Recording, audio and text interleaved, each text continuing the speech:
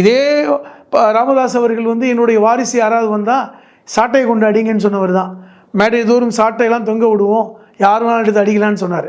இன்றைக்கி வந்து அவரே அடிச்சுக்கிறார். அந்த அளவுக்கு இப்போ நிலைமை அப்படி ஆயிடுச்சு. இப்போ என்ன சூழல்னா, அன்புமணிக்கும் ராமதாஸுக்கு உண்மையிலே என்ன பிரச்சனை அதான் உண்மையில் என்ன பிரச்சனைனா, இப்போது யாருக்கு கட்சி இருக்கணுங்கிறது இல்லை, அதுதானே முக்கியம். இப்போ இப்போ இப்போ நேற்று வந்து அரை மணி நேரம் சந்திப்பு நடந்தது. எல்லாரும் என்ன சொன்னாங்க, அன்புமணியும் ராமதாஸும் சந்தித்து பேசிவிட்டால் பிரச்சனை முடிஞ்சிருச்சுன்னு பார்த்தாங்க. நேற்று 30 நிமிடம் கூட அந்த சந்திப்பு நகரலை. வெளியே வந்து பத்திரிகையாளரை சந்திக்காமல் கிளம்பி போகிறார். ஆனால் வெளியே வந்த செய்தி என்ன, 5 நிபந்தனைகள் போட்டதாக சொல்ல வராங்க. ராமதாஸ் அவர்கள் 5 நிபந்தனைகளை அன்புமணிக்கு கொடுத்ததாக சொல்கிறாங்க. அந்த நிபந்தனைகளை ஏற்றுக்கொள்ள முடியாது. என்ன நிபந்தனை?